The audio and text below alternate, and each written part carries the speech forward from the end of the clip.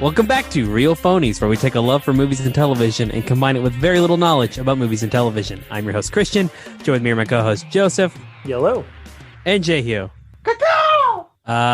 We were going to do something Christmassy, and then Thursday evening, Disney decided to take a big dump of everything they could have announced over the last 12 months and decided not to. Right. And drop it all at once over a 4-hour investors call, I guess is what it was. The only thing I know is that you sent us an obscene amount of texts. Yeah, well, I followed it. I had taken like the day off, and I decided, man, it was one of those things where it's like if I look at my phone, I'll still get asked to do something at work. So I'm just putting my phone away for the day. And the next morning, I had like 300 fucking texts, and I was like, well, either somebody died or there's some news the phonies are worked up about. And it was the second one, which is happy better. to report. Yeah. Again, I apologize for blowing y'all's phone up, but No, Ian it was great. Ian was the only one who was talking to me, and he was like, "Keep it coming, bro." And I was okay. Also, I mean, the thing is, like, I don't feel like it was all like, I don't feel like you were sending us fluff necessarily. I just feel like they just announced a lot of shit. Right. Yeah. We'll go through it. Speaking of fluff, we'll kind of hit maybe the fluff part of it, grouped up in like lump sums instead of hitting things individually. But it was a lot of stuff. And again, I guess it was kind of like that fandom experience, sort of, except that had like a con atmosphere where there were panels and stuff. This was like 4 hours of Hall H. And I don't really understand why they didn't do it throughout the year, but Disney was just like, we've been holding on, and here all it is at once. It is definitely, I feel like, a strange strategy, especially if the goal, I mean, I guess it's to build hype for the investors, but I think that's exactly it. I think that they were holding off on making an announcement on new shit since all the old shit hasn't come out yet. But, it was probably they had to get it out before the end of the year because of investors. So, and I mean, realistically, even outside of legal stockholder requirements, we're on the waning days of this season of The Mandalorian after a lot of people's 1-year free trial of Disney Plus has expired. Right. So I think they are well aware that there is a vast portion of the population that's just got their finger hovering over to that unsubscribe button. Right. So I think this was their way of saying, hey, wait. Look, there's really a lot of good stuff coming. And fuck, you know what? They're right. There is a lot of good stuff coming. I do not disagree with that. That's a great place to start. We'll talk more about like the Marvel and Star Wars Disney Plus stuff when we get to Marvel and Star Wars. But just generally for Disney Plus, some things that they did announce. Things we confirmation about the Beauty and the Beast prequel series with Luke Evans and Josh Gad, which I'm fine with because those were the best parts of that movie. No doubt. A remake of Swiss Family Robinson, Percy Jackson and the Olympians TV show. I've never read the books. I don't hate the movies, but apparently people who've read the books abhor the movies. So right. Apparently that sucks. Also, isn't this like adaptation? I mean, maybe it's still a thing. I don't know if kids still read Harry Potter, but wasn't like Percy Jackson like the hot thing like 10 years ago? Yes. Yes. Definitely. It was like it was like just after Harry Potter. I guess like the kids who grew up with Harry Potter, it was like the generation after them was Percy Jackson. But. Yeah. It was definitely them chasing the dragon. It was them trying to get that high again. And then a couple of big other properties. I think this is Mighty Ducks. It's a new TV show. I think it's maybe a limited series. I think it's only one run. Emilio Estevez coming back. That chick from Gilmore Girls. And then the other kind of, I guess, big news was remakes of classic movies Turner and Hooch, starring Josh Peck, and then 3 Men and a Baby with Zac Efron, are all programs coming directly to Disney Plus, not related to the other studios. None of this really gets me excited. Didn't we make a pitch for 3 Men and a Baby that was better than that? If we did, I want to find it because. This may be. I think maybe I said it, so this might be me being a jackass. But I think we already talked about what we would do with 3 Men and a Baby, and it was way better than that shit.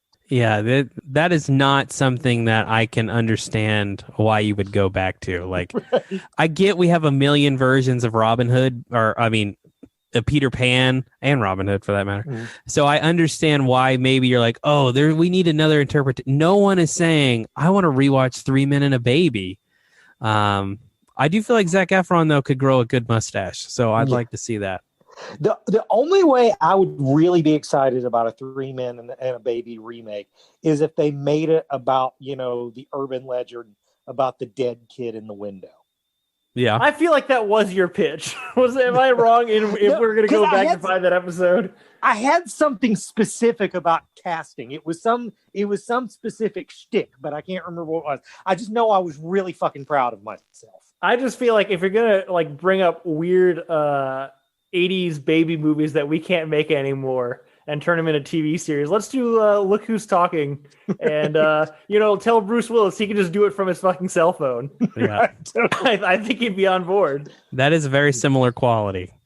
The other Disney streaming service, there's a lot of rumor going into Investor Day that they were going to announce Hulu was going to go away and they were going to combine it with Disney Plus. That did not happen. That's not going to happen. I don't think. Yeah.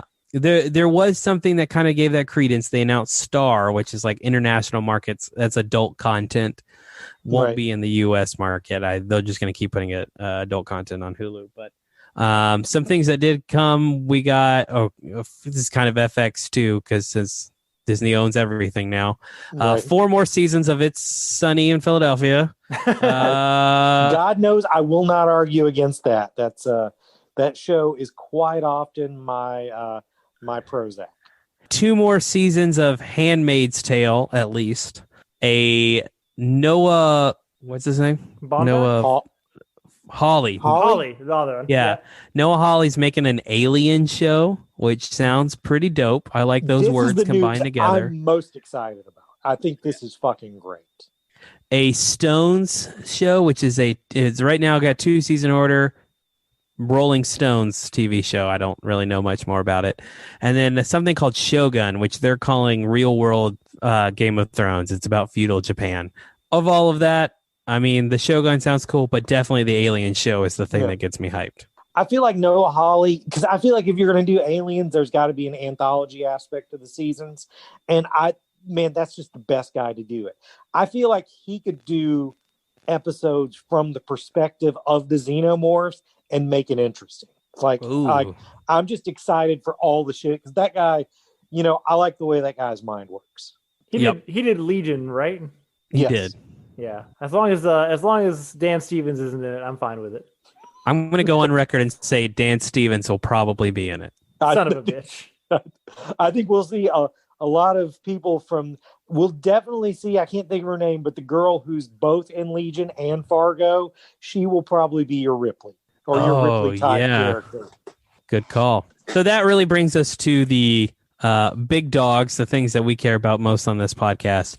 Lucasfilm and Marvel. I vote we start with Lucasfilm, but if you guys would rather go Marvel, we can go that way too. No, Lucasfilm's good.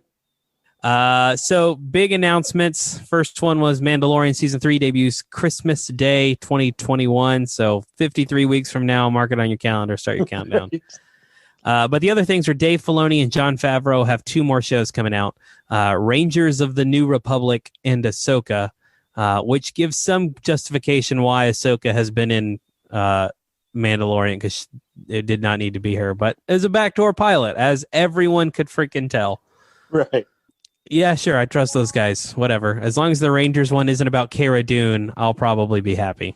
There's a real possibility. I feel like that's what it's going to be about. But I just don't think I like Gina Carano a lot, but I don't think she has the acting range to carry a show. Yeah, agreed. She can't be the lead. Like she's fine in that role, and she's fine the 3 or 4 episodes she's in so far of every season, but she can't be the lead of a 6 to 10 episode season. Right. Yeah, I kind of wonder if Disney or Lucasfilm is really looking at these 2 guys to be like, hey, make the sequel trilogy make sense. And we're going to get a lot of like, this is how the First Order came about. And hopefully we buy into it more because it's coming from these two guys. Again, we have no reason to doubt Dave Filoni at this point. So, I mean, he fixed the prequels. He did. That's a really good point, Jay Hill. I was being negative in my original point, but you've turned me around. Maybe he'll make me like Rise of Skywalker. Big news, I guess kind of big. Kenobi, we will see the return of Darth Vader and Hayden Christiansen returning to play the role. I think that's the bigger news. Yeah. I was really excited about this. I'm super excited about this. I have mixed feelings about this. I like it in theory, in the sense that I like redeeming the more, I think, unnecessarily hated parts of the prequel trilogy. Mm-hmm. But at the same time, I don't know if Hayden Christensen's gotten any better as an actor since the prequels. So I'm not sure that I I get he got shat on a lot, but he was pretty bad. Yeah. Joseph, the reason why I'm more pro this is because of you. You have convinced me that what happened in the prequels is not his fault. I mean, I think largely it is not. I think a lot of it is writing. But yeah, I think the way he portrays it is exactly how Lucas wanted it portrayed. Whether that's good or bad, it's bad. But does that make it Hayden's fault? I don't know. Also, what is he really going to be asked to do? I mean, he's going to wear the suit and, do some voiceovers. Like, I think he can handle that part. See, I bet we see him. I bet we see flashbacks of it, and I bet we see him a lot in his pod without the mask. Yeah, I can see that. I would love some flashbacks. Some other news that's kind of come out about this show since Investor Day is that Tamora Morrison has also been cast in it, and there's rumor that it may be the Bad Batch or whatever. I hope it's Cody, because God, I would love to see Obi-Wan Kenobi face Cody again after Order 66. That would be so super fucking dope. Cool. Yes, I am with you on that. Some other news we got. Andor, we saw it's not really a trailer. It's like I don't know how to describe it.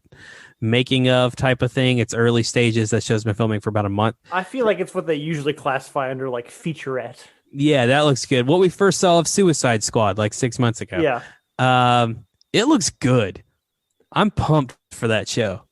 I mean, look, I am on record as being possibly the most ardent hater of Rogue One on this podcast.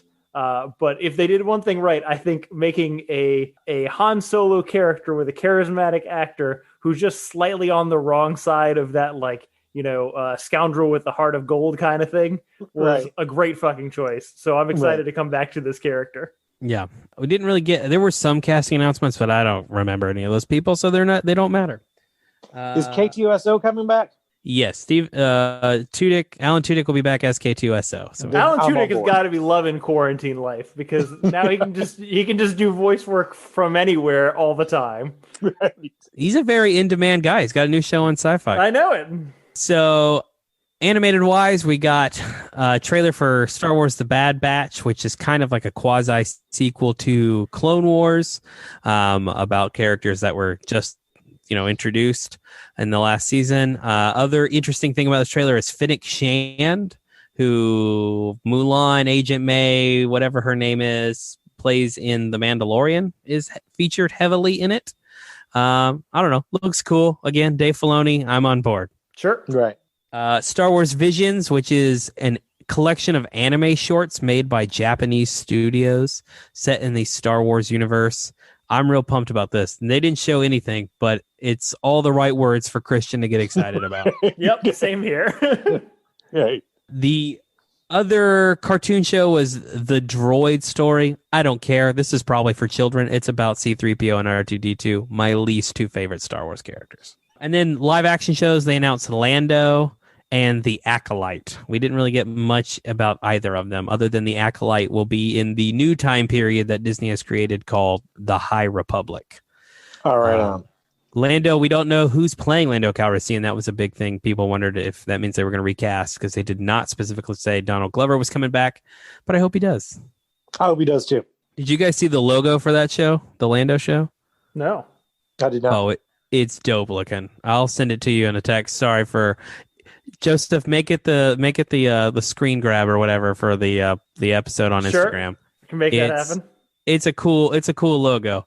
The last couple things, Star Wars big things. Taika Waititi was confirmed to direct a movie. We kind of already knew this, but they finally just admitted it. And the big reveal was that Patty Jenkins is making a Rogue Squadron movie, which of all the news of Disney Investor Day, this is my number one favorite. I'm pumped for this. So do we have any details on what Rogue Squadron means? Is it going to be like Wedge era Rogue Squadron, or is it going to be something further down the timeline? So there is conflicting things here. She has said it's new characters, and some people have taken that to be that it's going to be post Rise of Skywalker. Right. That it'll be a new Rogue Squadron in the birth of whatever the universe looks like after the Skywalker saga, which I'm okay with. We're getting a lot of like post Empire things on Disney Plus right now. But God, I just want to see Luke and Wedge like kick ass together in a Rogue Squadron movie. But totally, 100%. I think she's a good director for this. Yeah, I mean, I think this was a good like big first movie back announcement, just because I feel like it pisses off all the right people. Apparently very far along in the process. Apparently like the movie's written and they're going to start shooting in like the spring or early summer. So we should be hearing more about this probably sooner rather than later. I think release is Christmas of 2022, but I don't quote me on that. Damn. Soon, allegedly. Ish. Yeah. Yeah. The other two Lucasfilm things that were announced, Willow, they're making a Disney Plus sequel, and Indy 5 still happening. I don't really even know why they talked about it, because all they said was James Mangold was directing it and Harrison Ford was going to be in it, which we already knew. Yeah. See, it's shit like that really makes me think this wasn't news for us. This was news for investors. Like that's actually a good point. It's very much. It was like everything's okay. Here's some good things that are going to happen. Just to fly through a couple of things that I did miss on the Disney side that I forgot. Chip and Dale Rescue Rangers movies with Mulaney and Sandberg as Chip and Dale. That's fun casting. I'll watch that movie. Yeah. Hocus Pocus 2 and Enchanted 2. Both of those are kind of like cult classic movies. So, good. Amy Adams doesn't need more money, but sure. Right. And the Lion King prequel, again, that we knew about, but is now confirmed. Going to happen. Barry Jenkins, which is just a really surprising turn from him. And Pharrell and fucking Hans Zimmer, who did music on the live action last Lion King movie, are coming back for this one. Has there been an animated Lion King prequel before? No. Yeah, it would be all new stuff. Huh. Does Simba seem like he had an interesting life? Mufasa would be the character. That's what I meant. Did Mufasa seem like he had an interesting life? I hope they make it about Scar. All right. I would be into that. Yes. You just named the only way they could sell me this movie. If Scar was like the main character.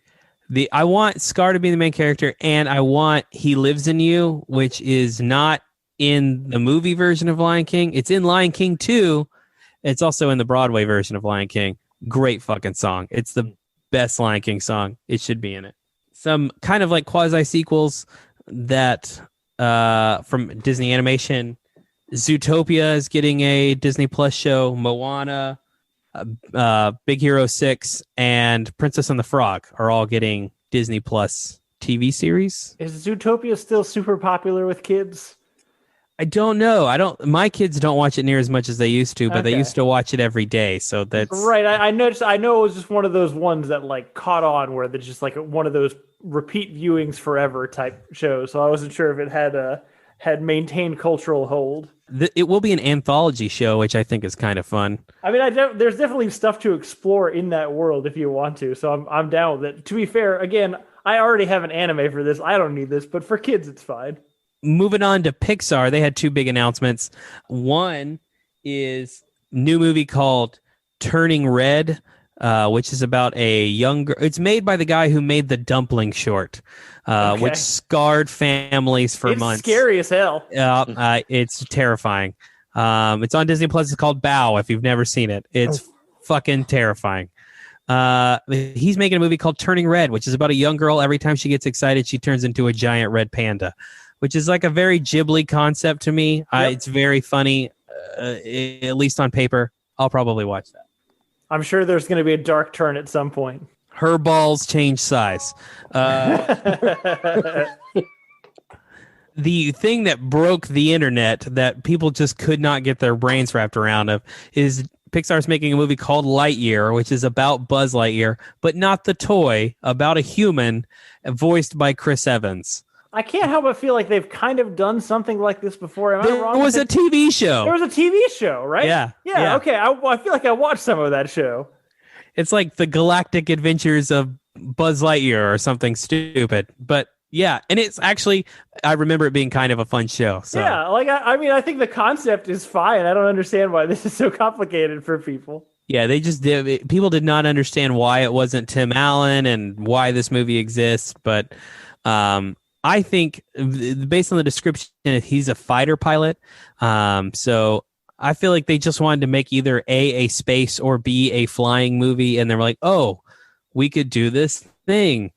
And that was the whole entire basis of this decision. And that's fine with me. I think it'll be cool. Pixar drawing space things sounds like it'll look cool. And Chris Evans, I think that's good casting just because he can mix his cat voice with his more comedic voice he had done in Everything But Cat. Yeah, that's true. There definitely will be like a confident cockiness to it, but still probably kind of that like moral high character, square jaw, America type of thing to go along with it. So right. I'm down for more space stuff that doesn't take itself seriously. Let's do some more fun space. Agreed. That brings us to I don't even know if it was, I would say they're the big dogs, but they were the closing thing, and they dropped a crap ton of trailers.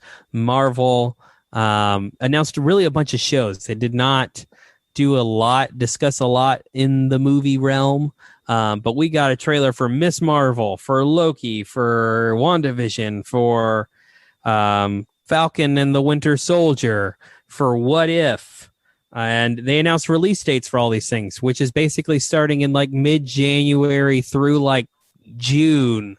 Yeah, is it WandaVision that's first, or is it Falcon and the Winter Soldier that's first? WandaVision starts in January. Yeah, that's fucking soon. Yeah.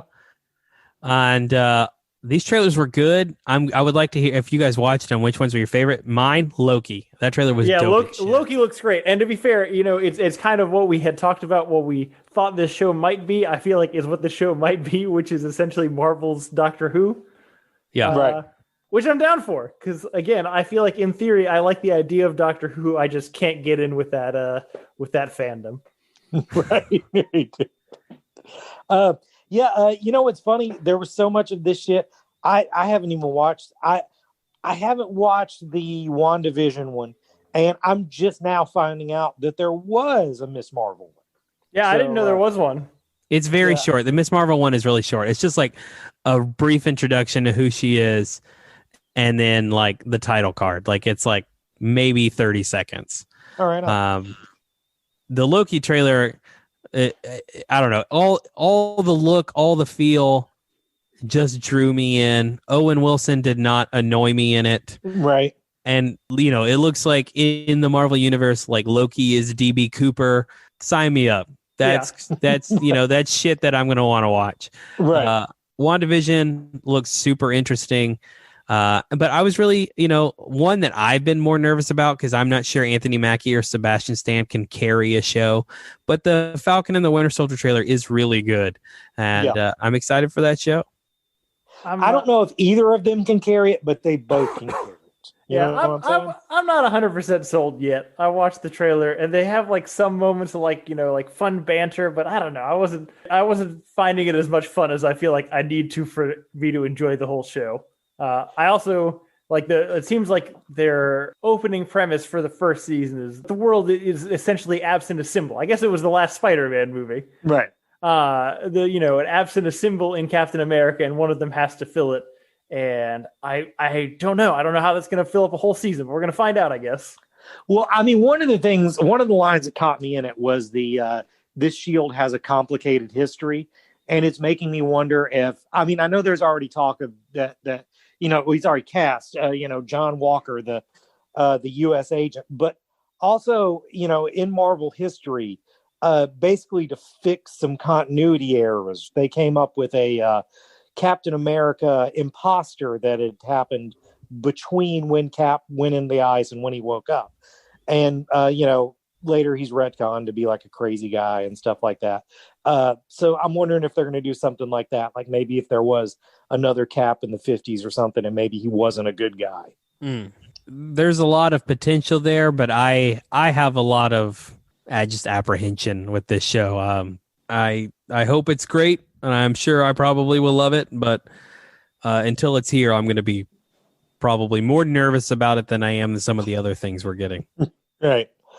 Yeah, definitely Loki seems like it's the most sure bet, which I wouldn't have thought going into this, but it seems like, they basically just like, well, Tom Hiddleston would be good in a Doctor Who type thing, so let's just do that. And with the time travel and stuff, there's just a lot of jokes they can make. They can interact with the movies that have already happened.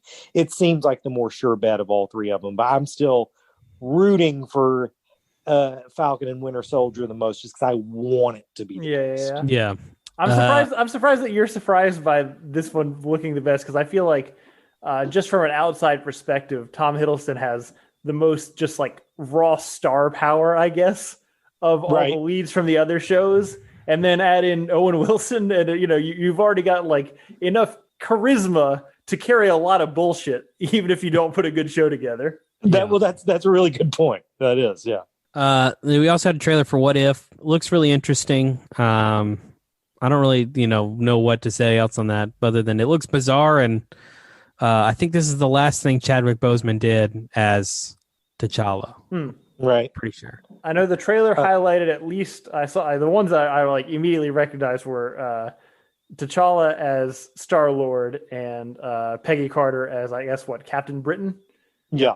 And I don't know what the thing was with Doctor Strange. There seemed to be like snippets of other ones in there, but those seem to be the two main ones that they were showing off. Yeah, it was like definitely the Captain Britain thing. I think Howard creates the first Iron Man suit in it. It looks like Doctor Strange versus Doctor Strange. Like it's like a multiverse story. Yeah, instead of Peter Quill, it's T'Challa, and then ends with Marvel Zombies with Winter Soldier taking out Cap's head or something. Right. Go ahead, Jay. I thought the animation looked really cool on it. Now it seems like something that'll be hard to fuck up since it doesn't count. So yeah, right. It'll probably be good. We did get announced a few shows. Armor Wars, which is going to be Rhodey led. I also have to think this means Justin Hammer's coming back. Yeah, he fucking better. Yeah, totally. By the end of this, Justin Hammer better be the new Tony Stark. That's my hope. Right. We Iron Heart. So Riri Williams. They didn't really. I think they did announce a cast for this, but I don't know anything about this character enough to where I can say she can be the lead of a show. I don't know why they're doing this. That this run of this comic was hot garbage, and I don't know anyone who's really fond of anything beyond the idea of it. The idea of, it would be cool if a young black girl was Iron Man. And I'm totally on board with that. Is cool. So just do something new with that concept, because Riri Williams sucks. Yeah, agreed. Armor Wars, I'm excited on. That's my favorite Iron Man story ever. So, obviously Tony won't be in this, but I could see it following the initial premise. I could see that premise working better actually with Tony being dead and Rhodey being the lead. So, which I don't know if you guys know, but the original Armor Wars, the idea was that I can't forget what bad impetus makes this happen, but Tony Stark realizes that people have his technology and are using it in other armors, and he sets out to take all those down. And not only does he take down a bunch of bad guys, but it also sits him at odds with the other Avengers and stuff like that. It's a really good ahead of its time story. So if it's anything like that, I would love it. Yeah, I mean that makes sense too, because that feels like Tony was already kind of on that path in these films, Right. and so with his death, like I would kind of understand if Rhodey now feels like that responsibility is his to make sure this is in good people's hands. So Right. Yeah, that's what I'm thinking. Yeah, that one should be good. Secret Invasion, both Nick Fury and whatever Ben Mendelsohn's Skrull characters and Talos coming back for this.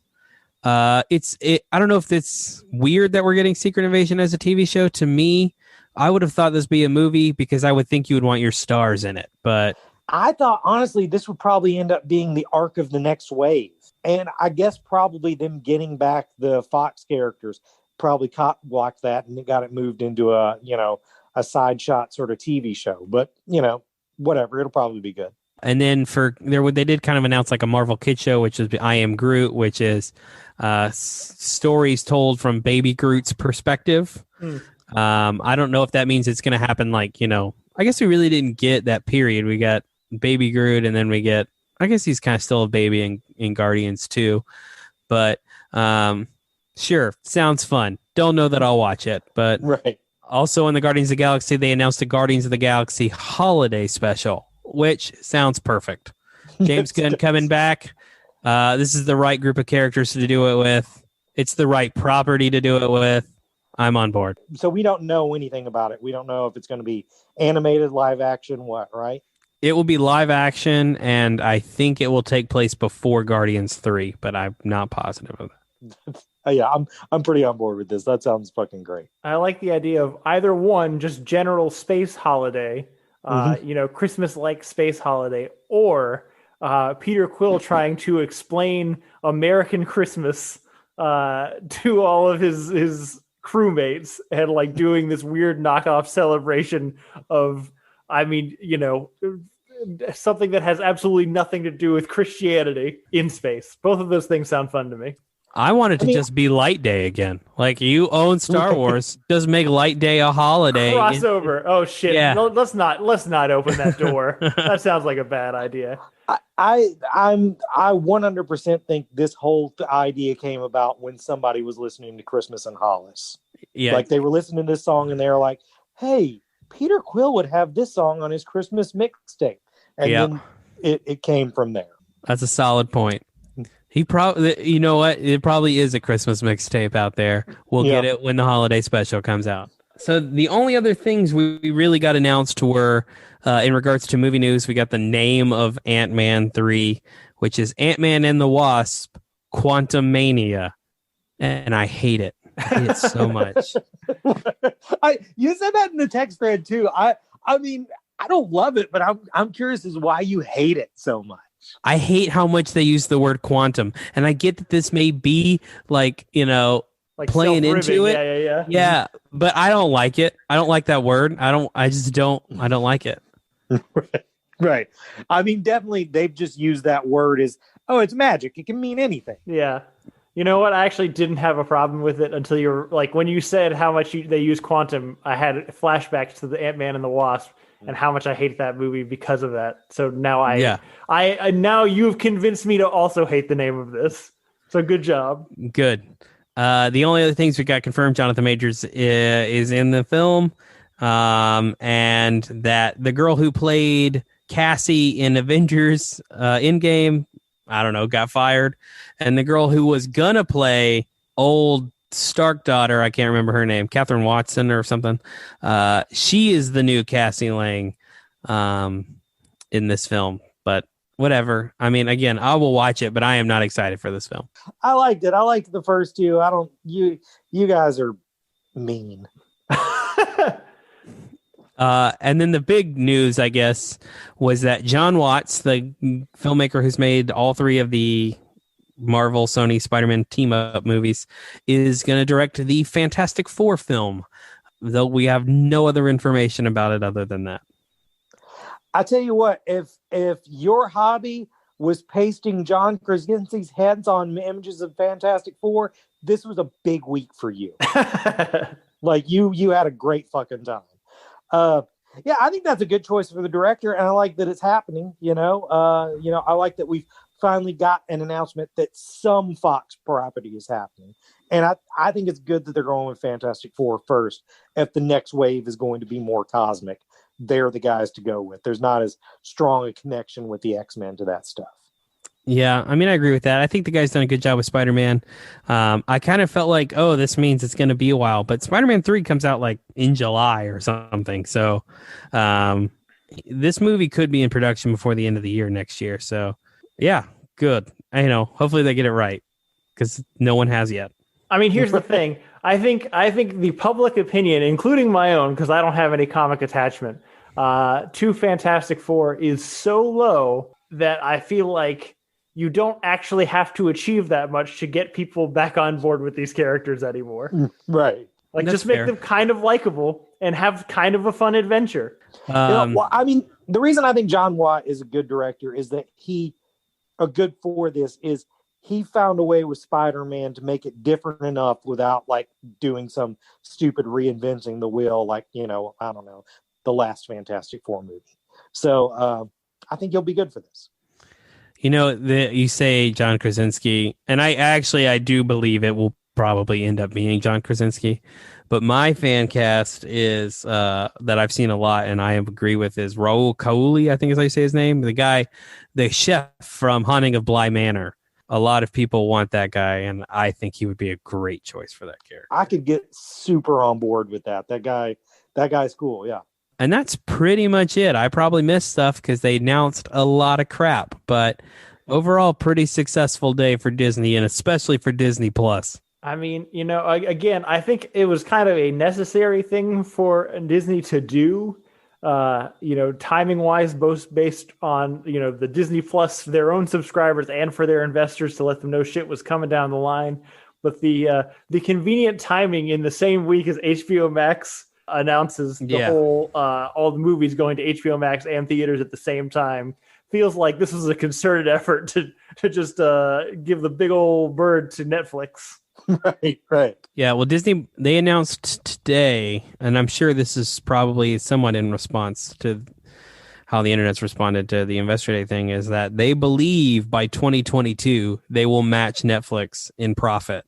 Well, with Disney it's Plus. like it's an interesting difference, right? So like Netflix, I think is still like the originator in the sense that they're like the Kleenex brand of streaming, right? But the thing that both HBO, Warner Brothers have and Disney have now is like name brand shit. So Netflix can continue like making new shit, but they don't have the brands on their side necessarily. They have the things that they've already established. But anytime they want to like, create a new revenue stream, a new thing to get people excited, they have to create a new property or, guess buy a property from somebody else. Whereas both of these, huge conglomerates have just stockpiles and stockpiles of existing properties that people already love to like build shit with. So I could see how it would be a more competitive problem as we continue to go forward. Yeah. Well, like on that note, you think about Disney Plus has been out for a year, and they have met all of their subscription goals and exceeded them. However, the constant complaint of content is a fair one. Like the content they've put out is not necessarily bad, but it is, family friendly. It's targeted for children. Besides Mandalorian and maybe a couple of other things, Hamilton, not much has really stretched across generations and people groups. However, for example, take Marvel alone. They didn't have a single Marvel property in 2020. They will have 9 in 2021. Right. Between 6 shows and 3 movies. The 5 we talked about, and then Hawkeye as well. They're going to have content out the wazoo that people are going to watch. I mean, I don't know that WandaVision would have been $1 billion movie in the theaters, but at this point, everything they make does make $1 billion. So why wouldn't they see that continue on the streaming service? Why wouldn't we see them overtake Netflix maybe eventually? Same thing for HBO Max. I mean, I'm not super pro HBO Max's decision of releasing everything to streaming, but it will draw people to that streaming service. Right. But yeah, that's it. Disney Investor Day. All right. A big day. A lot of shit. Yep. This is usually where we jump in with our Mandalorian chat. It ran way too long last week, so I cut it out last week, and then Hurt hasn't watched it for this week, so I might just we might reconvene next week and do like a Mando super episode of. I will not reconvene next week. Oh, that's right. When actually we'll reconvene when it's done, I guess. Right. After That'd probably Christmas, be good anyway. Give us some time to think on it. So what did you do with last week's? Did it end up being a separate episode? I was just lazy and it's just sitting there right now. So Good. Nothing's happening with it. It's like Tron. For all of those years, it just sat there unused. That's what's going to happen. That was definitely the most popular reference you could have gone with. It's you know why I brought it up? I am still pissed off there was no Tron news at this Investor Day thing. Because you're a huge Garrett Hedlund fan. I expected it, and I wanted it, and there was nothing, and I was disappointed. So it's been in the back of my head for like 5 days. I did forget that Cillian Murphy is in Tron Legacy. Let's get that guy a job. Anyway, who is he in Tron Legacy? I don't know. He's like a board member in like the first scene, and then he's never in it again. Oh, yeah. You're right. Yeah, I think it was one of those he was supposed to play a bigger part in the sequels, and then the sequels never the sequels never end. Getting that fucking Jared Leto bullshit. Exactly. Get the fuck out of here. Anyway, so, hold tight for Mando, watch it, enjoy it, and just imagine in your heads what our thoughts are going to be. And honestly, it's probably going to be that, but we're going to come back and do them anyway. In the meantime, what have we been watching this past week, guys? So I decided that I would hop on this pop culture train and watch The Queen's Gambit. Uh-huh. That show is phenomenal. God, I hear it so good. I really need to get into it. It is gripping and suspenseful, and it's just really good. It's gorgeous to look at. It's shot really well. All the things people say about it are true. It's well worth your time. It's a show about chess, but it is like the most tense show I have watched in a long time. It just builds suspense really well.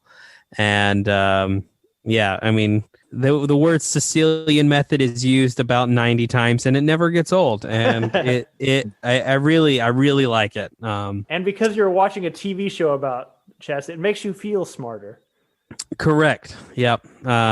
It's got a lot of people in it that you will recognize that are playing characters you probably wouldn't anticipate in them. For example, Dudley Dursley's in it, and he's a really arrogant American chess player. And the kid who played from Love Actually and was Jojen or whatever plays the exact same thing. And I thought, why couldn't you just cast an American dude for that? But those two British guys knocking it out of the park. I'm a little worried that Dudley Dursley is like living under a cardboard box on. He looks sickly on a Netflix lot somewhere. Yeah, because the only things I've seen him in since Harry Potter have been that Buster Scruggs movie, The Old Guard, and I guess this fucking thing, which are all Netflix things. Are they holding him hostage? That's what it seems like. And I mean, that guy looks so thin. I mean, good on him for losing all that weight, but it almost looks scary thin. But he seems to be a pretty good actor. Maybe Dudley was the best actor in the Harry Potter movies, and we did not know it. Maybe. I watched season 2 of Buffy. Pretty good. I did not anticipate the angel twist. That got me. Shit, that's dope. I didn't know you. I figured that would be, because that's like the one thing anybody knows going into it. I'm so excited you didn't know that going into it. I did not. And he's a super dick in it. And it's fun to watch. I don't think I did anything else. I think that pretty much sums up my week. Fair enough. Man, that's really cool, because that's maybe my favorite part of the series, because it's such a good metaphor for high school dudes and sex played out over this dumb vampire show. Yeah, I love that part of the show. Yeah. I want to preface this by saying, before I go into my watching this week, is for the vast majority of Corona quarantine, I've been so good. Like I've stayed at home and been a hermit like I've always wanted to do my entire life. Mm-hmm. But the reason I didn't watch anything this week is because I went to Universal Studios. How was it? Well, okay. First of all, the reason we went is because they were having this great discount because of the plague. They were like, well, if you buy a ticket because of the plague, you can just use that ticket to come back, come anytime between now and Christmas as much as you want. So yeah, we took that to mean as like, well, they must be doing bad. It'll probably be fine there. They're not doing bad. It was not fine there. There's so many fucking people. I definitely have it, and I'm definitely dying right now. It came for free with the tickets. but yeah, Sarah's a huge fan of the Harry Potter land stuff. She's been numerous times. This was my first time going since that's been there, so it was cool to go do that with her, and I had a lot of fun. I think I rode 4 of the 5 big Harry Potter rides. I didn't ride the new Hagrid's motorbike. Hagrid motorcycle one, but all the other ones I liked them a lot. I in the one in the castle, I got a little sick. I didn't throw up, but right when this golden snitch was in my face, I was like, man, I'm gonna throw up on the fucking golden snitch. But then I didn't. Just like Harry Potter. Just like Harry Potter, yeah. But yeah, it was a good time. I did the Jurassic Park ride. That was super fun. Got wet. My favorite ride was probably the Simpsons ride. That I'm claustrophobic and acrophobic and a pessimist. So rides really aren't for me. So definitely like the ones that are more of a show than slinging you around are more of my thing. So I really liked the Gringotts ride, and I really liked the Simpsons ride. Things to report back. I saw a father pushing a stroller with children with a t-shirt on it that said, I can clear a room by farting. I saw a woman pushing a stroller with children with a t-shirt on it that says marijuana is safer than alcohol, which I don't dispute. You're at a theme park that's mostly for children with your own child. So if the plague's coming to clear us all out, I think that's fine. Universal Studios, better than Transformers, right. As long as I don't die. Don't feel bad, Hurt. I leave for Disney World on Sunday. Oh, good. Well, okay, let me tell you this. I actually don't think I got it probably at Universal, because they actually were practicing pretty good stuff about social distancing and enforcing masks and giving you hand sanitizer. But I went to the shopping thing, Disney Springs, and that's definitely where I got it, because that was just the wild, wild west, man. I'm sure the theme park is better than that, but Disney Springs was fucking crazy. Yeah, well, I won't be visiting Disney Springs. I'm there for my children. We're exclusively doing Magic Kingdom for two days, and then I was like, look, I don't care if anybody else wants to, but we have to go to Hollywood Studios if we're going to be down there. And I don't fucking ride the Millennium Falcon. It's all a waste. It's a waste of $2,000. So did you kids think this was for you? Yeah. So this time next month, basically, this could be a Joseph only podcast. Oh God, yeah, it could be. Maybe I can get Ian back on.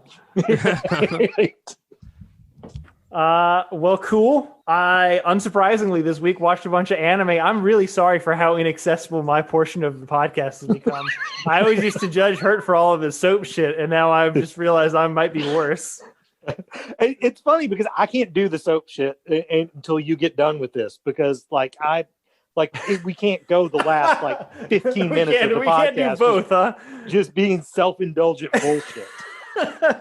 Fair enough. I watched a movie. It was probably the last anime movie for a little while, called Weathering with You. It's by the same guy who made Your Name, which was super popular a couple years ago. It's a romance. It's another supernatural romance about a girl with weather powers. It's fine. It's pretty enjoyable. Better than Transformers. I did appreciate afterwards, when I was reading the trivia for it, I read that it's loosely based on Catcher in the Rye. And after I read that, that really clicked into place for me, as opposed to one misanthropic, mentally ill teen wandering around a city doing shit that teens shouldn't be doing. It's 3 pretty nice kids wandering around a city doing shit that teens shouldn't be doing. Right. So it's generally a more fun, but I'm a big fan of I feel like no one should ever actually adapt Catcher in the Rye. like the unofficial adaptations, I think, are just so much better. Right, totally. So better than Transformers. I watched all of Mob Psycho 100. It's another anime by the same people who make One Punch Man. But whereas One Punch Man starts off incredibly strong with the first season and fizzles out after a real bad second anime season anyway, Mob Psycho starts a little bit slower. But the first season is really good. It's about a kid who's got obscenely powerful psychic powers.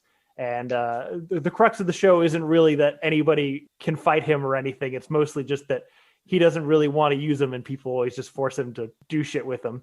But the second season is fucking killer. It's better on every single front. The animation is better, the character development better, the story arcs are really interesting.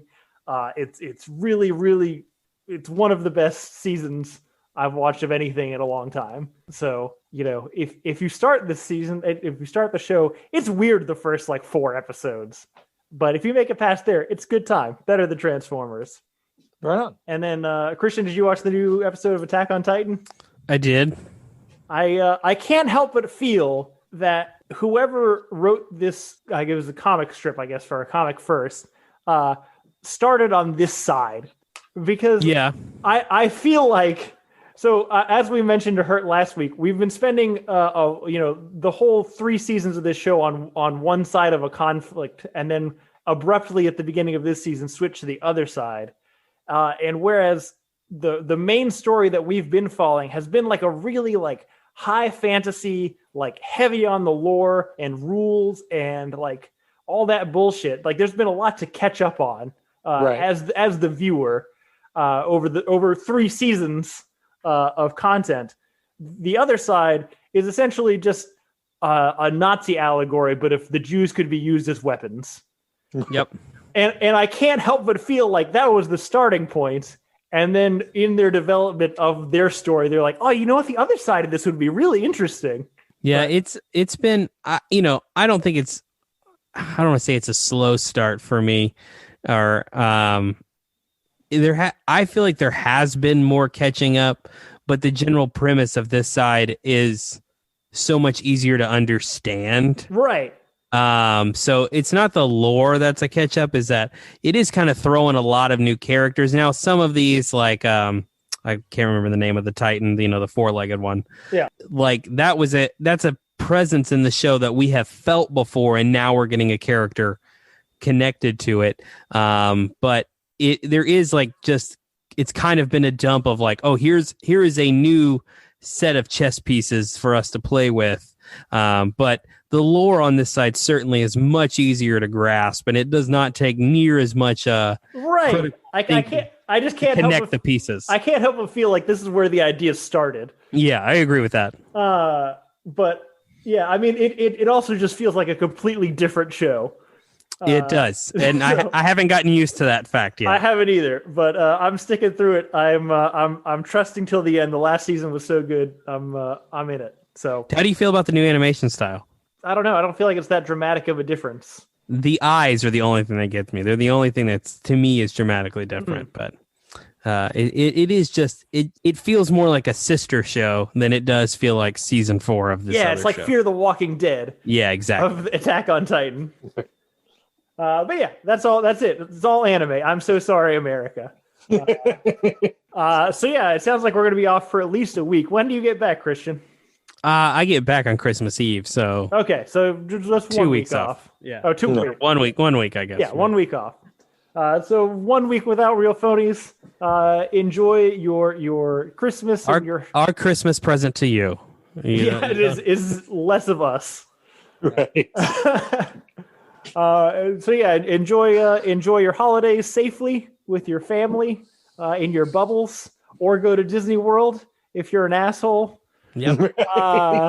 Enjoy the end of The Mandalorian, and we will come back and catch you up on the rest of The Mandalorian, I suspect, when we get back. So thank you guys for listening. Please rate, subscribe, tell your friends about the podcast. Gift somebody this podcast for Christmas. When you forgot to get them a gift and it's too late to order shit on Amazon, podcasts you can send instantly. I'm just saying. That's true. Please let us know. Actually, we did get a comment back on our pilot episode from, it was Ed, I think, sent it in on our pilot's episode. Was surprised we didn't mention Star Trek, which I'm not a Trekkie, but I don't know how you guys feel about the pilot of Star Trek. So it depends. Are we talking about one original Star Trek, or are we talking? There are 2 pilots. There are 2 episodes. Okay. No, so none specified. Yeah, I wasn't sure. Now, if we're talking about Encounter at Farpoint, agreed. Strong episode. I like that show. Yeah. I mean, I like both of the main series pilots too, but I mean, it's weird to talk about them because one of them is for a show that never came to exist, and the other one, is still kind of finding their feet. But if it's about Encounter at Farpoint, I agree. I totally think it's awesome. Yeah. So we're in lockstep about this, I think. Right. As is generally the problem with this podcast. But yeah, if you have any other things you want to share with us, we'd love to talk about it. You can reach us at realphonies@gmail.com. You can also follow us on Facebook and Twitter at realphonies, on Instagram at real_phonies. Thanks to Zach Evans for art and Brian Velasquez for our theme. And happy holidays, guys.